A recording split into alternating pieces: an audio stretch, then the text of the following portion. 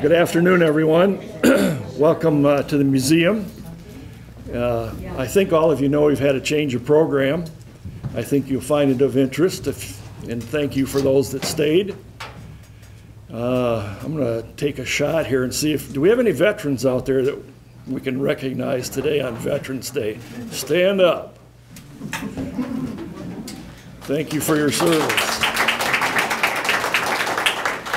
I just read the other day something I thought was very interesting. It says, we're no longer on duty, but we're still on guard. So that's a little pitch for the veterans. The programs that we put on here every second Saturday are programs of what we consider to be of local interest and things that people like to learn about and know about their communities. It's a program that was started and still continues this day. It's free, and it's about trying to get people to come into the museum, not just for the program, but to tour the museum and look at different facilities or displays, whatever you want to call them, throughout the museum. So the museum's open till 4:30, I think, 5 o'clock? 4 o'clock. 4 o'clock. So you can feel free to wander around as long as you want and enjoy yourself here. I guess I have one question. Judy, who normally does this, isn't here. She always wants to know who's here that's never been here before. So welcome to all of you, and hope you enjoy yourself and come back.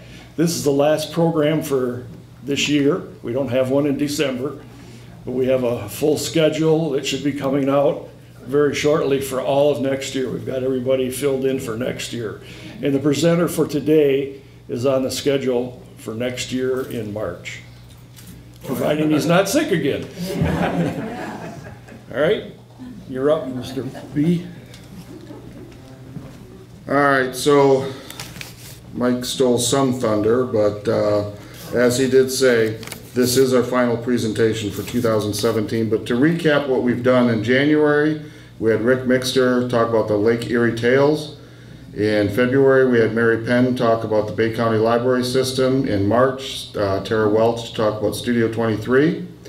April, we were at the Planetarium with Mike Murray. And in May, we had the Bay City Central Concert Band with Christy Keenan. June, Herder Music Center, the history of that. In July, the history of the United Way. In August, we were at the Bay City Players for their history. September, we had Hell's Half Mile Film Festival. Last month, we had the history of Rowley Brothers. And starting for next year, we have Rick Mixter coming back every January with a new story.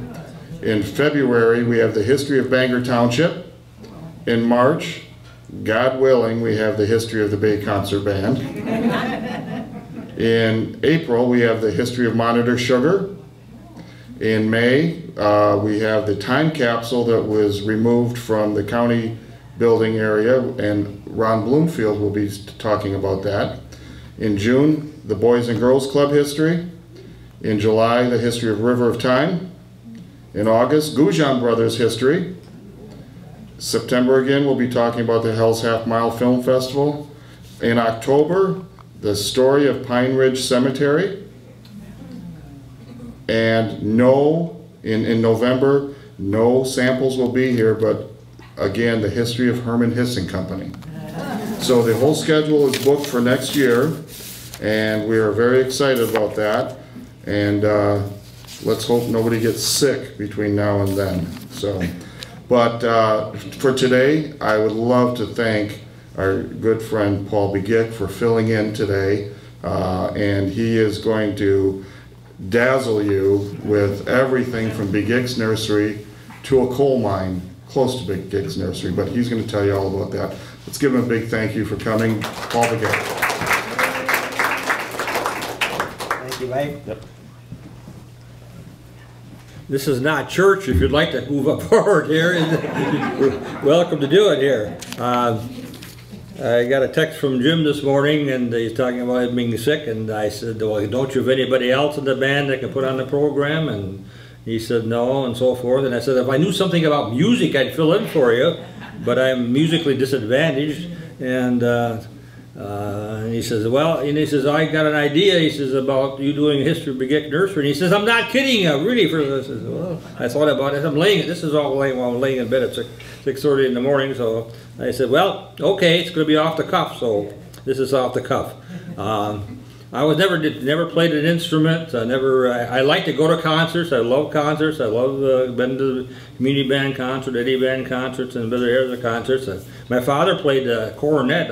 My mother tells me that on Sunday mornings, Easter Sunday morning, he would go out on the porch as sun was coming up and play "Awake My Heart with Gladness" on his cornet. So that's. But I kind of missed out on that. But anyway. Talking about the history of Begik Nursery would be almost impossible without family history. And I'll delve on that just a little bit to bring us up to the present time here. My maternal grandparents came over in 1848 and 1849. My great-grandmother, my maternal great-grandparent, yeah. My maternal great-grandmother was Eva Barbara Enzer. She came over as a single lady in 1848. And my great-grandfather, John Conrad Schmidt, came over in 1849. My great-grandmother there was one of the founders of St. Paul Lutheran Church on West Side Saginaw Road out there. And they were married, and shortly after he arrived in 1849. They came from Bavaria. My paternal grandparents came about 1890. Gustav and Paulina, her maiden name was Wendt. Begik was, I don't know if it's spelled that way, it is the way it is now, but anyway. And they came from Prussia, which was up Pomerania area by the Baltic Sea. So and the others came down from Bavaria. My grandfather lived in Salzburg area when he came over, worked sawmills and so forth. I think they lived around Germania Street. He also was a shoemaker. And about early 1900, about 1901 or 1903, in that range, he bought a farm. What he thought was a pretty good farm, but basically a sandhill farm, and not very good growing ground. Out on 4 Mile Road, just north of Delta College, where I live right now, and the farm is still in a family there. My father and uncle both served in World War I. My Uncle Otto died in France from influenza in August of 1918. Of course, the cessation of hostilities was 11th month of the 11th day, 11th hour in 1918. We died, which was now observed then at that time as Armistice Day, and now it's Veterans Day, of course. My father and uncle both worked. Uncle Otto, who was the one that died, both worked in the beaver mine, which was located where Bay Valley is now, and then later on the Bay City Conservation and Gun Club was located there. I remember as a youngster setting clay pigeons over there in that, I think it's where about Greenview area or Greenview Places over there, something like that. My father worked a variety of jobs after he came back from the service, and then was married. My mother, her name was Lydia Schmidt. He was involved in politics, Monitor Township treasurer. Later he was a state representative.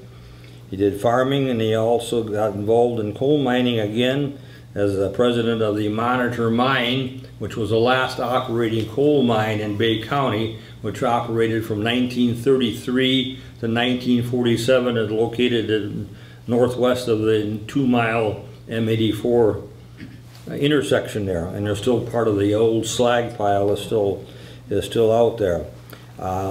They dug that mine shaft by hand in 23 days, 122 feet into the ground.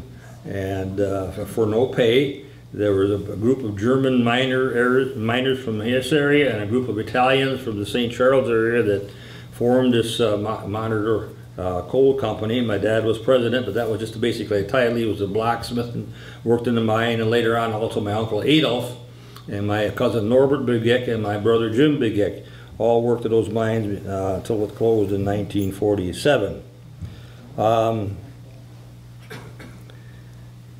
I had two brothers, Vernon, also better known as Jim Begic, and my brother Lester.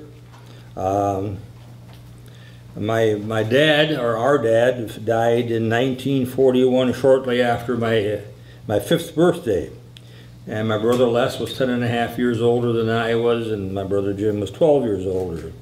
And after that, my mother always had an interest in flowers and in growing things, and had a nice big rock garden in front of the house.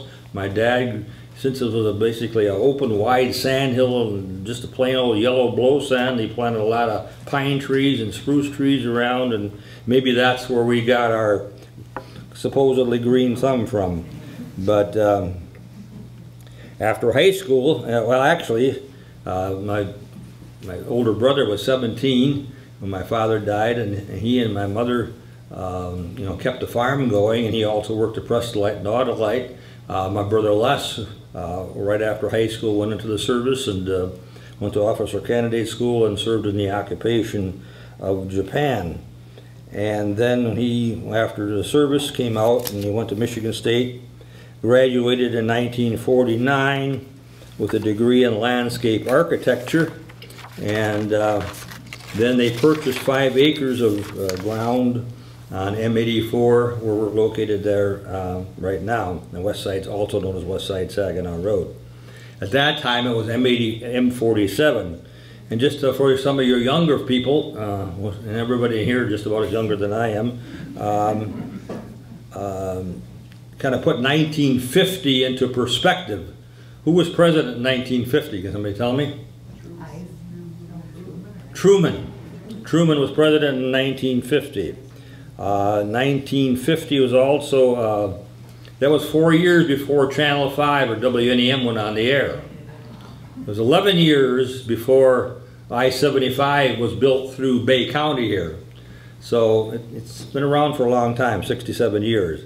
And another interesting side thing is that the day that Channel 5 went on the air, Begic Nursery had an ad on the first day of broadcast there, so, and we're still broadcasting and still televising on there. So anyway, started out as a small little building, no bigger than this room here.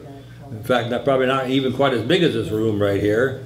And we basically started out as doing landscaping, because my brother Les was a graduate landscape architect, and my brother had growing, farm experience, agricultural experience, and seemed to worked well together there. And garden centers as a type of business was just really starting about that time. Most of the plant material back in those days, in the 40s and 50s, there were some nurseries that sold what we call balled and burlap nursery stock, where you would, dig it and put the roots were in a ball of earth and then burlap to hold it together, or they were dug early in the spring and late in the fall, or later in the fall when the plants were dormant, and we call that bare root transplanting. Of course, you're very limited to how much time you had to do. You didn't have much time because in spring, once the things started leafing out, you couldn't use the bare root anymore. And the ball of burlap helped a little bit, but it was big and bulky and hard to handle and things like that. So then about that time, the idea of growing plants in pots and starting what we call a garden center became popular, and of course people took more interest in this. As now we're talking, after the war, and people are back home and building homes and building booms and all this and that. And so that's where the garden center got involved. So now we started selling plants, and we started selling, accessories that are going with it. We started selling fertilizers and pesticides and grass seed and, all this and that. So then we had to add they added another building on, or attached a building. And then we decided to go into the Christmas businesses. We sold, basically at first just natural cut trees. And then we we'll sell a few lights to go along with those. And then we decided to take on power equipment. And then we decided to take on something which I came up with kind of foreign, was winemaking supplies and stuff like that. Well, is if you've been out to our place, you can see it's kind of, you know, buildings are all, there's different levels, and there's tall parts and short parts and this part and that part. And I kind of equate that to the family that every time they had a child, they added out a room onto the house. And that's about what every time we added another line of product, we decided we need more room. So it's not a big, you know, big open, spacious type thing, which, you know, but it has its benefits. You know, it's more. I think it's more homey, more, you know, intimate, if you want to call that, and just a little different kind of an atmosphere than you find in the, you know, in the so-called box stores there now. I graduated from Michigan State in 1958, and I commissioned the Army Reserve through the ROTC program, and I spent a short time on active duty, enough to be technically qualified to be a veteran, even though I didn't serve that much. But I did serve another 25 plus years in the National Guard and Army Reserve and so forth. And I did the closest, if you want to call it being in harm's way, I think the closest would be the riot in Detroit in 1967 when I was in the National Guard. And we spent 3 weeks down to Detroit as I was a company commander from, my unit was out of Midland at that particular time. And then shortly after that I switched to the Army Reserve and had a variety of things that I did in there. And the last was I was admissions officer for the military academy for this particular area, and I called on 55 high schools and try to interest young people and help them with the admissions, process there. So that brings us, you know, and then we just kept going. My brother Jim and I bought out my brother Les in the early 1980s, and Les went off to do basically his landscape architecture. He would drawing plans and so forth for various clients and so forth. And then Jim's son, my nephew Jim, joined in with a particular business. My brother Les passed away in 1991. He had gotten some bad blood, I guess you call it, when he had a bypass surgery in Cleveland in the mid-70s. And that time they weren't screening blood as well as they do nowadays. And so he got, and it didn't show up for quite a few years, but then ironically, he died on Pearl Harbor Day, December 7th in 1991. And then my brother Jim had a cardiac arrest at work at 1992, and he was in various homes. He had short-term, not long-term, but he had short-term memory problems, and he passed. He lived 4 or 5 years after that and passed away at the Lutheran home in Frankenmuth in 1996. So we've had a lot of transition, a lot of you know, change around and so forth, and some adversity and things like that. But we've been able to overcome most of that. And presently now, my son Mark, which is Charlie's father here, we have an appointment at 2 o'clock to be at, before that, at the planetarium for a show. So movie down at the planetarium. So, and that was our plans for the day, but it worked out. We normally have McDonald's Happy Meal at noon on Saturday because both the parents work, and that was right across the road. Came over here and down there, so it's all kind of centrally located around here. They're working out pretty good there. So, my nephew Jim is the president of the company. I'm considered somewhat retired. I still go in a few hours a day, about 6 or 7, and then. Ray Schwal, of course, who is our store manager, has contributed an awfully lot to our growth with the expansion of the Christmas business now, which is really, as one single entity, is probably the biggest dollar volume area.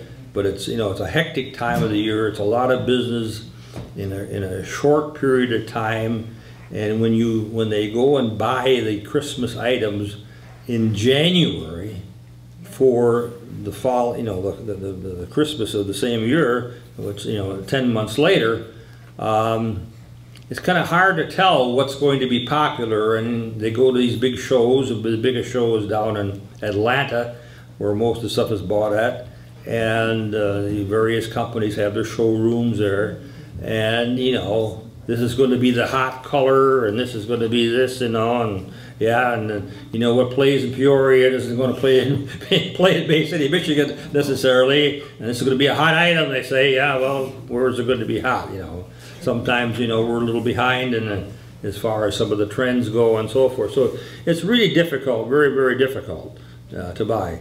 Of course, nowadays the artificial tree business has taken over, and you know, commands that we sell more artificial trees than we do natural cut trees. But we do have, I guess if you want to call it, any kind of a Christmas tree you may want, anything from a potted tree, if you want to use a small potted tree inside the house for a short period of time, to a natural cut tree, to a flock tree, which is looks like white snow on a tree, or an artificial tree and those are getting to be very, very realistic looking nowadays.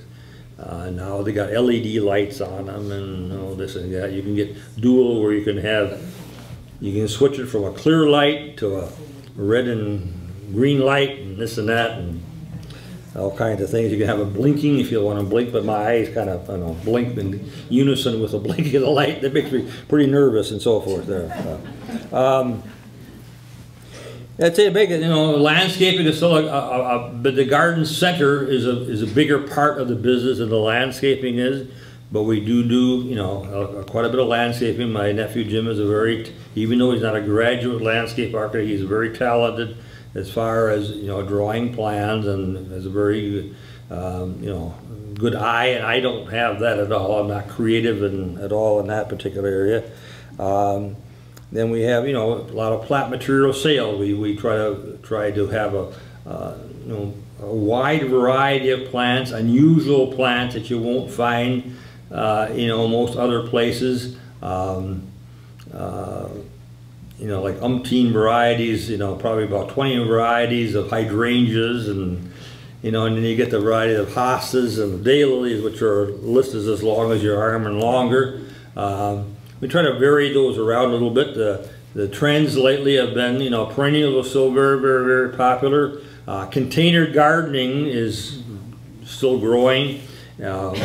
People can move those pots around, and the containers themselves have changed a lot, you know, from what used to be the old clay planter, you know, clay pot, to terracotta, to glaze, to this and that, you know, and so forth. So, and the sizes of the pots have changed a lot too. They're a lot bigger pots. You can put a lot bigger plants, small trees, and can go in pots, and perennials and annuals and so forth, that are a combination to give you color throughout the year. We take care of, our firm takes care of the pots in downtown Bay City and around the Winona Park area and the Center of Washington area and so forth, and try to change those to different themes at different times of the year, and to take away from you know, all the concrete and the asphalt and so forth, and to soften and make the environment a little more pleasant shopping experience. And it seems to have worked out you know, pretty well for those people. So these are some of the changes that have taken place, and but we owe our business really is due to the people we have involved. You know, any business basically is built on people and not bricks and mortar, and then literally hundreds of people have been employed. You know, if you're a seasonal employee, part-time employee, so forth, over the years. But they've all contributed, in whether it's been planting a tree, or watering plants, or helping a customer pick out plants, or repairing a chainsaw, or designing a floral arrangement and so forth. All these have played a part in the success of the company and the longevity of the company. Some of my personal priorities have been basically God, faith, family and country, and faith in God, and trust in family, and love of country and community. So, questions? Yes, sir. Forgive me for this, but we have 2 trombones, a trumpet, and a sousaphone here. So, but I came from Coleman, and I don't know where your nursery is. How would we get there from here? I have a hearing problem, so I'm going to have to. plus the two artificial knees and a few other things. Yeah. But anyway, what are you? How do we get to your nursery from here? How do you get to the nurse from here? Okay. Probably the best way to be would be, are you familiar with Euclid Avenue in Bay City? Okay, if you go south on Euclid to Salzburg, there's a 7-Eleven right at the corner there of Salzburg, and take a right. That's now you're in M84. Just follow M84 out. We're about 1.5 miles or so from Salzburg and Euclid on the left-hand side before you get to the M84 I-75 interchange. On the left hand, be the east side of. Well, right there, it's that road. That's an old Indian trail. So depending on where you're at, where you're going, at that particular point, you're going west. So it's on the south side, right there, at that particular spot. But we're between two curves in the road there. So, but it's that was an old Indian trail. That's why that road curves around so much there. So. But you're right. That's tricky to get to that place from here. Pardon? You are on that curve. You know, you're Well, going we're around between that two bend. curves. You make one curve to the right where you're going. You're actually on Hotchkiss, you're actually on the east and west road, and you go down a little bit, then now you're going south, and you're going past the church, and You'll see the nursery. It's gorgeous down there. So, Do we have any other questions? Yes, sir. Oh, hey, I haven't seen a handy wildcat there. I was one of those. There's a bunch of them here today. 50 to 54.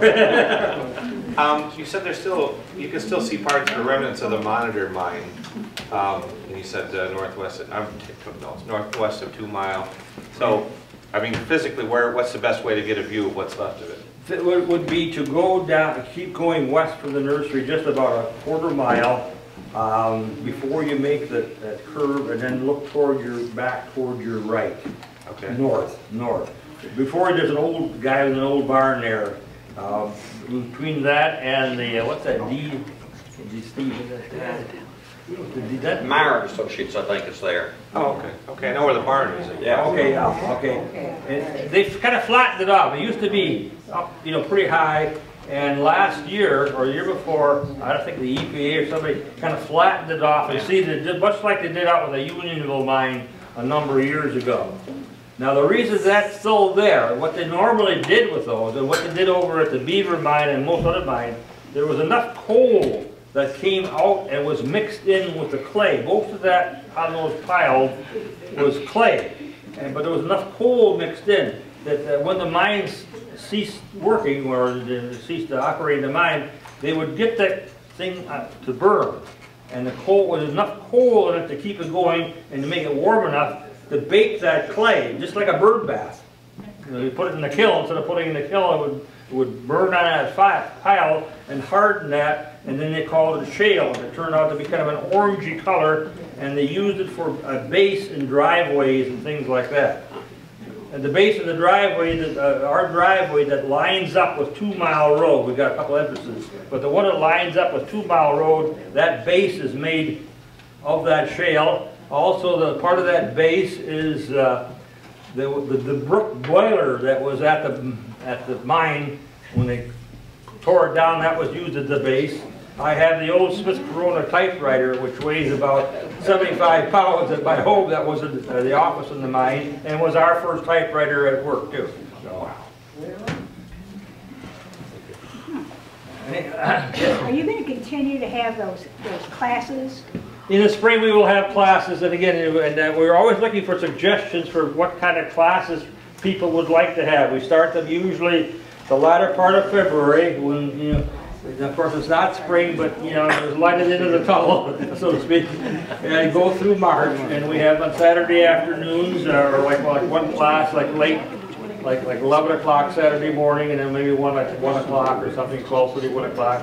We have about two classes every Saturday, and they're, we never know whether they're called classes or workshops or whatever, seminars, name it what you want. Yes, they were enjoyable. Okay. And I think, we cover container gardening, we cover, pruning and things like that. Yes. Yes, Steve. I know some nurseries around the area have greenhouses and all where they grow their own stuff, others don't. Is that something in the industry where you have commercial greenhouses, or do people do it locally, or what? Well, it's, there are two kinds of greenhouses, basically, there are two kinds. Either you have a selling greenhouse where you have we would like to have a nice big selling, a bigger one than we have. A selling where you know, have a place to have the plants out of the weather, away from the elements and so forth. And where you can, and then there's commercial growers who have acres and acres and acres of these things. And it's getting, like everything else, it's specialized. You know, it's hard to be you know, a master of all things. And so sometimes you have to decide whether you want to, you know, go into the growing. Now many growers will have also a retail outlet to go along with it, but they'll grow for other people who don't. We've decided that we're, you know, we do grow some shade trees. We used to grow a lot more. We do grow some shade tree out on 4 Mile Road, but we have a problem with deer rubbing the trunks of the trees and so forth.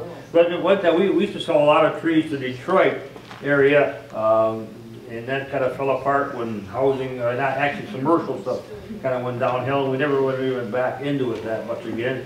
But we did, if you ever go to Toronto, at the city county building, those honey locust trees, which are probably about this big now, did come from our farm. And I try to go over there once in a while and to check up on them and write it off of my income tax, but, but it doesn't fly too well. Any other questions? I have a question. Yes. We live in suburban Detroit, in a subdivision. We've been trying to do improvements landscaping wise, and we're competing with the deer. Everything you put in, as soon as it flowers, it's like they come and they look at it and say, I'll be back for that tomorrow, and then they eat it, and the woodchucks eat it. What do you recommend to put out there that the animals are not going to overeat their share? Well, first of all, try to buy things that when they say, many of the tags nowadays on plants will have deer, you know, this plant is deer resistant or something like that. Now, resistant doesn't mean it's not subject. If there's nothing left to eat, they'll eat that one. You know, when they get hungry enough, you kind of, you know, people do that same thing. You know, when there's no ice cream, you're going to go to something else. You know, but there are things like I've used Deer Away. I've used Liquid Fence. On my vegetable garden, I find that I have rabbit problems with green beans particularly, and I found that Liquid Fence seems to work. But many of those things you have to keep reapplying, because as the plant gets new growth, the new growth does not have, you know, has not been protected. So you have to every couple of weeks go back and spray some of that stuff. So I try to grow 2 crops of green beans a year, excuse me. I try to do more vertical gardening than in my vegetable garden. I kind of gravitated to vegetable gardening, and I got a garden that's almost the size of this room right here, something like that. And I have a fence, and I grow. I put peas in there early in the spring, and then when they're done, I'll take those off and put pole beans on that same fence. So I double crop, get 2 crops on the same piece of ground, and because I don't like to bend over as much anymore as I used to. I can't bend over, I can't get back up again. That's the problem right there. My second crop didn't. They were coming up nicely about mid-September, no, mid-August. They were about this high, and I thought, boy, everything's doing nice, and then one night. All it takes is one night. One night. What about ornamentals in terms of putting things out? They are listed too as some of us deer resistant. You can put those. You can put that Liquid Fence and, you know, and some of those other. But again, the thing is they do get washed off with the rain and as new growth. But are there crops they don't like? They won't eat. Oh, I can't think. Barberry don't like too well. The thorns on it, but there are some that are. You could actually, if you go on your computer and type in, search for plants, you know, ornamentals resistant to deer, or, you know, like I know, like they love tulips, but they don't like daffodils. You know, so you can grow all the daffodils you want, but tulips, well, you pluck out just as one flower per grow. So And they kind of wait till it gets up there, kind of nice to be out.